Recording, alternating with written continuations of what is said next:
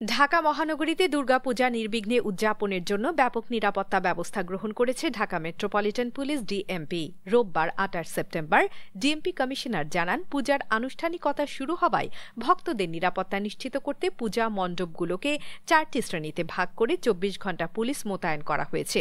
প্রতিটি মণ্ডপে পুলিশ ও আনসার মিলিয়ে ন্যূনতম ১১ জন থেকে সর্বোচ্চ ৫০ জন পর্যন্ত নিরাপত্তা সদস্য দায়িত্ব পালন করছেন।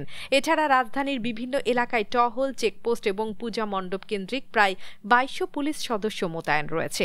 ডিএমপি কমিশনার জানান, প্রতিমা বিসর্জনের দিন অতিরিক্ত আরও প্রায় ২৪০০ পুলিশ মোতায়েন থাকবে।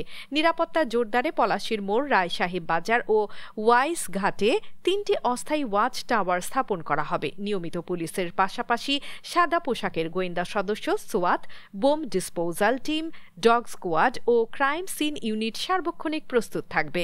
প্রতিটি মণ্ডপে পুলিশের পাশাপাশি স্বেচ্ছাসেবকও দায়িত্ব পালন করবেন। শুভ মহাপ্রলয়ের মাধ্যমে ইতিমধ্যে পূজার আনুষ্ঠানিকতা আরম্ভ হয়েছে এবং ধর্মীয় ভাবগাম্ভীর্য ও উৎসবমুখর পরিবেশে পূজা উদযাপনের জন্য ব্যাপক নিরাপত্তা পরিকল্পনা গ্রহণ করা হয়েছে।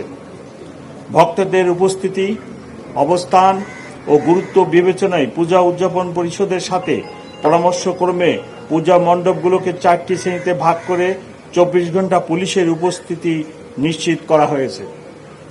পূজা মণ্ডপগুলোর শ্রেণী মোতাবেক প্রত্যেকটি মণ্ডপে পুলিশ ও আনসার মিলিয়ে ন্যূনতম ১১ জন থেকে ৫০ জন পর্যন্ত